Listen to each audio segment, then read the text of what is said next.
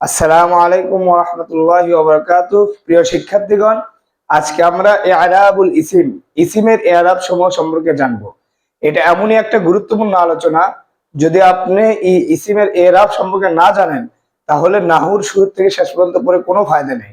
কারণ কোথায় পেশ হবে, কোথায় পেশটা প্রকাশ্যভাবে আসতেছে, কোথায় পেশের হালতে আছে কিন্তু পেশটা দেখা যাবে না, কোথায় পেশটা আলিফ দ্বারা হবে, কোথায় আহ, নসব দেওয়া হবে ফাথাই লফজিয়ার মাধ্যমে, কোথায় গোপন ভাবে আসবে, কোথায় জবরটা কি হবে, ফাতাহাই ইয়া পুরো ফাথা দ্বারা হবে। যদি আপনি এগুলা না বোঝেন, তাহলে নাও শুরু থেকে শেষ পর্যন্ত পড়ে কোনো লাভ নেই।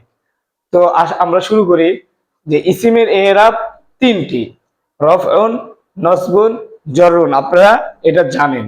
রফা মানে হলো পেশ, নসবুন অর্থ হলো জবর, জরুন অর্থ হলো জের। তো প্রিয় শিক্ষার্থীগণ, আগে আমরা ছক আকারে দেখে নিব যে রফা, এই যে রফা আছে পেশ, এটা কয় ভাবে দেওয়া যায়। এটা 6 ভাবে দেওয়া যায়। আমরা ছক আকারে এই দেখে নিই, তাহলে আমরা ওই উদাহরণ সহকারে প্রকারগুলো বুঝতে আমাদের সহজ হবে। তো রফা 6 ভাবে হয়। 1 নম্বর হলো আর জম্মাল লফজিয়া। তো প্রিয় শিক্ষার্থী, জম্মাই লফজিয়া কাকে বলে? জম্মাত মানে তো পেশ, আর লফজিয়া সাধারণত বলা হয় যেটা পড়তে কানে শোনা যায় এবং স্পষ্টভাবে শব্দের শেষে আসে। তো আপনি এভাবে বলতে পারেন যে এমন পেশ যেটা প্রকাশ্যভাবে শব্দের মধ্যে আসে।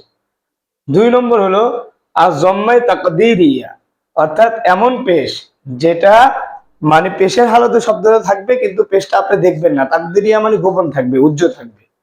3 নম্বর আল ওয়াউল লফজিয়া, কখনো কখনো রফাটা হবে ওয়াই লফজিয়া মানে প্রকাশ্য ওয়াইয়ের মাধ্যমে, ওখানে ওয়াটা শব্দের সাথে স্পষ্টভাবে থাকবে, উল্লেখ থাকবে। 4 নম্বর কখনো কখনো রফাটা হবে আজ আল ওয়াই তাকদীরিয়া, মানে পেশটা হবে ওয়াইয়ের মাধ্যমে, তবে ওয়াওটা ওখানে দেখা যাবে না, গোপন থাকবে। 5 নম্বর হলো আলিফ দ্বারা। তো প্রিয় শিক্ষার্থীগণ, কখনো কখনো রফাটা হবে আলিফের মাধ্যমে, অর্থাৎ ওই শব্দটা পেশের হালতে থাকবে কিন্তু সেখানে প্রকাশ্য পেশ না এসে আলিফ হবে। 6 নম্বর কখনো কখনো রফা দেওয়া হবে ওয়াও পূর্ব জম্মা দ্বারা, অর্থাৎ ওয়াইয়ের পূর্বে যে শব্দটা থাকবে সেখানে পেশ থাকবে, তাহলে কখনো কখনো রফা দেওয়া হবে ওয়াই পূর্ব জন্ম দ্বারা। তো 2 নম্বর নসব, অনুরূপ ভাবে নসবও হয় 6 ভাবে। 1 নম্বর আল ফাতহাল লফজিয়া, নসব আর ফাতার অর্থ একই, মানে জবরটা হবে শব্দের মধ্যে শাব্দিক ভাবে, প্রকাশ্য ভাবে। 2 নম্বর আল ফাতহাই তাকদীরিয়া, অর্থাৎ শব্দটা জবরের হালতে থাকবে কিন্তু সেখানে জবরটা উজ্জ্বল থাকবে, গোপন থাকবে। 3 নম্বর নসব বা জবর দেওয়া হবে ইয়া পূর্ব ফাতহা দ্বারা, অর্থাৎ ইয়ার পূর্বে যে শব্দ থাকবে সেটার উপরে কি থাকবে? জবর থাকবে। 4 নম্বর ইয়া পূর্ব কাসরা দ্বারা, অর্থাৎ ইয়ার পূর্বে যে শব্দটা থাকবে সেখানে জের থাকবে। 5 নম্বর হলো শুধু কাসরার মাধ্যমে কখনো কখনো জবর দেওয়া হয়, নসব বা জবর দেওয়া হয়। 6 নম্বর কখনো কখনো নসব বা জবর দেওয়া হয় শুধু আলিফের মাধ্যমে। তো প্রিয় শিক্ষার্থীগণ, 3 নম্বর হলো জ্বর। জ্বর মানে হলো জের। জ্বর দেওয়া হয় 5 ভাবে। 1 নম্বর হলো আল কাসরা লফজিয়া। তো জ্বর আর কাসরা হলো জের, তাহলে যেটা হয় শব্দের মধ্যে শাব্দিক প্রকাশ্যভাবে থাকবে। 2 নম্বর আল কাসরা তাকদীরিয়া, অথবা জেরের হালতে থাকবে তবে সেটা গোপন, উজ্জ্বলভাবে থাকবে। 3 নম্বর ইয়া পূর্ব ফাতহা দ্বারা, অর্থাৎ ইয়ার পূর্বে যে শব্দটা থাকবে সেখানে জবর হবে।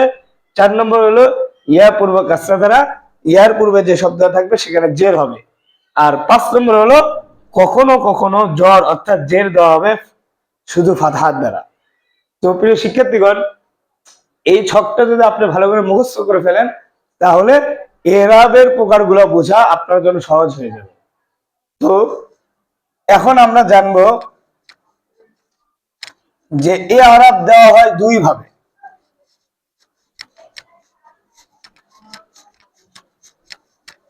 এরাব 2 ভাবে দেওয়া হয়।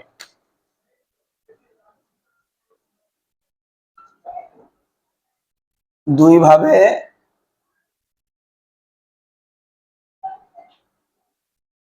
দেওয়া হয়।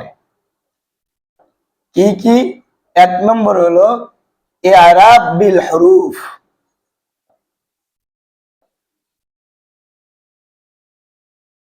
2 নম্বর হলো ইআরাব বিল হারকাত।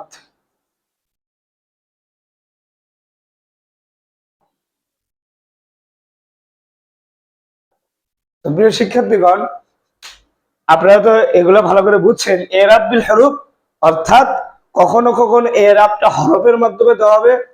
হরফ বলতে আলিফ ওয়াও ইয়া এগুলা, আর হরকত বলতে জবর জের পেশ। তাহলে কখনো কখনো ইআরাবটা দেওয়া হবে জবর জের পেশের মাধ্যমে অর্থাৎ হরকতের মাধ্যমে, কখনো কখনো ইআরাবটা দেওয়া হবে ইআরাব বিল হুরুফ হরফের মাধ্যমে। তো প্রিয় শিক্ষার্থীগণ, আগামী দিনে আমরা আলোচনা করব যে ইসমে মোতাবাক কিংবা মুআরাবের যে 16 প্রকার আছে এগুলো নিয়ে আমরা 16 প্রকার গুলো ভেঙে ভেঙে আলোচনা করবো ইনশাআল্লাহ। আজকে এতটুকুই। আসসালামু আলাইকুম ওয়া রাহমাতুল্লাহ।